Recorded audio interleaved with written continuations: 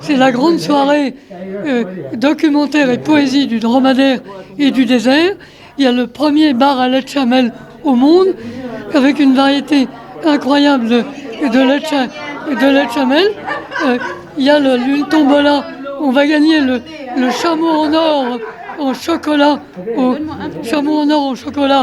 lait de chamel. On va montrer mon documentaire qui s'appelle Les super dromadaires du désert, que j'ai réalisé pour Arte et TV5 Monde, et où on a voulu montrer l'évolution des dromadaires et des camélidés en général, depuis les origines, il y a 45 millions d'années en Amérique du Nord, jusqu'à nos jours, où il y a des croisements de dromadaires et de lamas, il y a et il y a toujours, la tradition existe toujours partout dans le monde, et nous, ce qu'on veut, c'est montrer qu'il y a un lien indéfectible entre l'homme et l'animal, et qu'il faut le cultiver à tout prix, et qu'il ne faut pas oublier le dromadaire qui permet de vivre à des dizaines de millions de personnes. Notre part improvisée, notre part éphémère, il y a les plus grands crus de lait de chamel au monde. Des Émirats, on a du lait nature, et puis aromatisé au safran, aux dattes,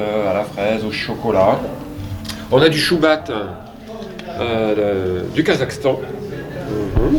Oui. C'est possible. Qu'est-ce qu'on a d'excellent encore? Du fromage marocain, fromage de chamel. On a du lait de chamel distribué en France, mais qui vient des Émirats Arabes Unis, mais qui est conditionné en France. Un complément alimentaire tout à fait extraordinaire. On a du lait de chamel aussi en poudre qui vient des États-Unis. Et puis il y a aussi quelques transformations en cosmétique. On sait bien que les savons au lait de chamel sont tout à fait intéressants au niveau dermatologique, c'est tout à fait excellent. Il y a aussi des petites pâtisseries là. Voilà, mais j'ai pas encore goûté, donc je peux pas dire si c'est bon. En fait, l'avantage, il est double, et c'est ça qui est intéressant. On est sur une niche de gagnant-gagnant, c'est-à-dire que le lait de chamel, c'est une valeur ajoutée pour les gens qui le produisent, bien sûr, hein. Et puis c'est pour nous ici, sous nos latitudes, où on a une malbouffe, où on a quelques carences au niveau de notre santé, c'est un complément alimentaire extraordinaire pour la digestion, contre le diabète, contre un tas de niches. Je vais quand même remercier Monsieur Ali Brick, chamelier, poète, et Monsieur Belgassem, poète chamelier. Bonjour, je suis vraiment très heureux de vous rencontrer dans cet événement. Ali Brick va parler. Ali va vous parler en arabe. Je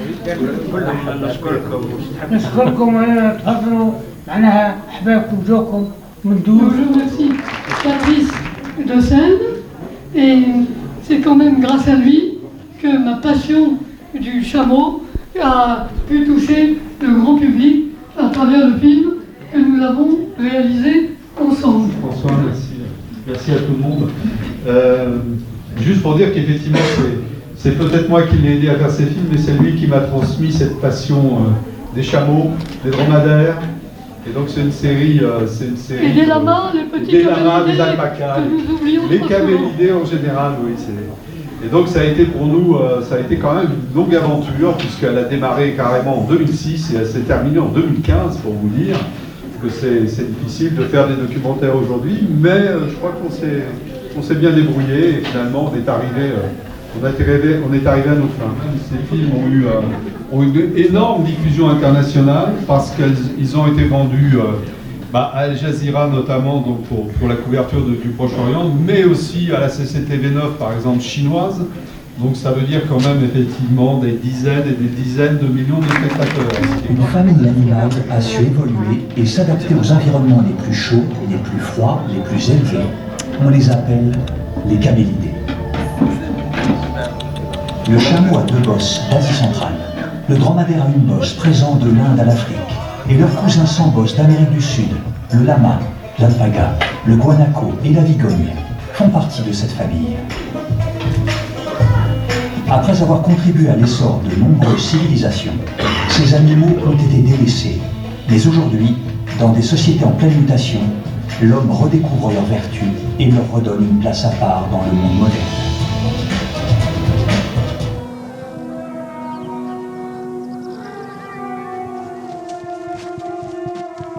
Dès qu'on ouvre les yeux, quand on dit chez nous, on trouve le chameau le plus proche de nous, le plus fidèle avec nous. Et c'est comme un membre de la famille, quoi.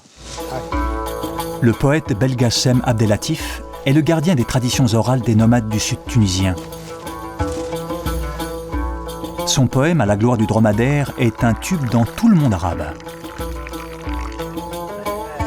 يا صحرتي جيتك جبدني شوقي وما تعرف المرزوقي حب الجمل تركن سكن في عروقي. Avec la disparition presque totale des grandes caravanes, la sédentarisation et l'émergence des mégalopoles, le dromadaire fait sa révolution. Aux Émirats arabes unis, le lait coule à flot dans la plus grande laiterie de dromadaire au monde qui distribue jusqu'à 7000 litres par jour dans les supermarchés. Depuis qu'une compagnie danoise a mis au point un coagulant pour lait de chamelle, la fabrication de plusieurs variétés de fromage est enfin devenue possible. Alors que la chamelle Kiri s'empare des rayons des supermarchés, le dromadaire concurrence le cheval dans un autre secteur, Émirat d'Abu Dhabi. Les athlètes de la chamellerie Bin Hamouda se rendent tous les jours à l'entraînement sur le camélodrome d'Al Wadba.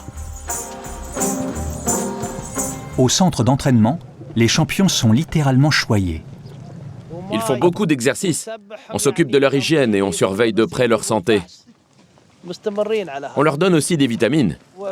Nous éprouvons une grande passion pour eux. Ce sont presque des trésors. Ça, c'est la télécommande que l'entraîneur aura pendant la course. Comme vous le voyez, le robot est fixé sur le dromadaire et lorsque vous parlez, le dromadaire vous entend.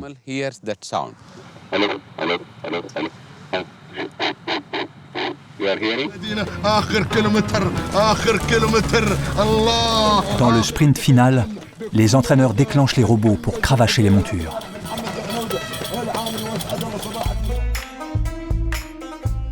Les chameliers Raïka et leurs troupeaux reprennent la piste à la recherche de nouveaux pâturages. À l'aube de ce 21e siècle, il garde sa place au sein de la société des hommes.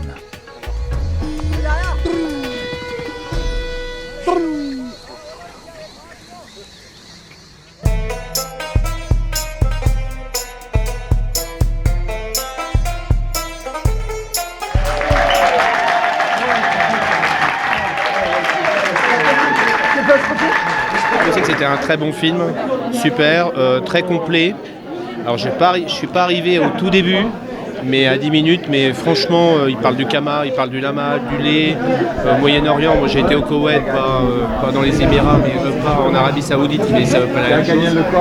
Non, vraiment, très très beau film, très complet. J'ai vu 25 fois avant et j'ai toujours autant de plaisir à le voir. Mais j'ai trouvé que c'était un film à la fois amusant et pédagogique, parce qu'on n'aurait pas pu penser que le chameau est à la fois un animal de somme qui prend les kilos, qui supporte la traversée et qui peut être choyé pour d'autres conditions. Il y a un affect là pour les dromadaires qui est particulier, je pense, c'est vrai. Je trouvais super intéressant, j'ai eu envie de connaître plus, je savais très peu. Et bon, les paysages sont magnifiques, je pense qu'il est très bien monté le film, on voit plusieurs choses en même temps. Donc j'ai beaucoup aimé, franchement l'ambiance est super conviviale, j'ai adoré. L'homme en fait il peut être méchant et utiliser les animaux comme des esclaves à son service, comme il peut avoir une sensibilité pour donner aux animaux le meilleur d'eux-mêmes. Et donc c'est peut-être ça la leçon. J'ai vu que ce sont des petites exploitations, ils sont à l'extérieur, ils sortent. Enfin, j'ai pas vu la maltraitance qu'il y a ici avec les animaux. Mais moi, c'est vraiment les courses de chameaux, je savais pas que ça existait, donc j'étais assez choquée que ça a un peu exploité l'animal du coup. Ça fait voyager, il est vraiment réussi. Du coup, ça m'a appris plein de choses, c'était super intéressant.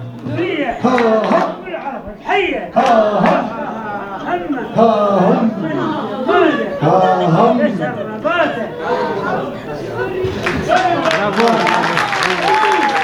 le premier prix de la Tombola, c'est le chameau d'or. Le premier prix, c'est le chameau d'or en chocolat.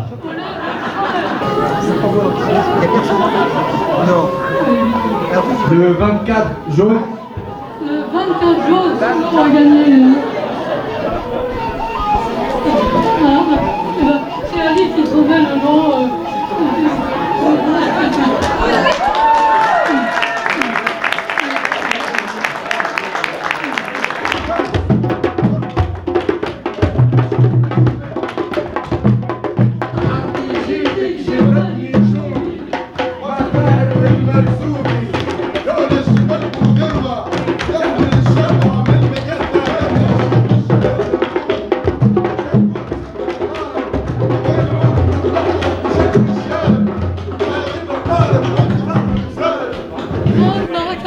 musique et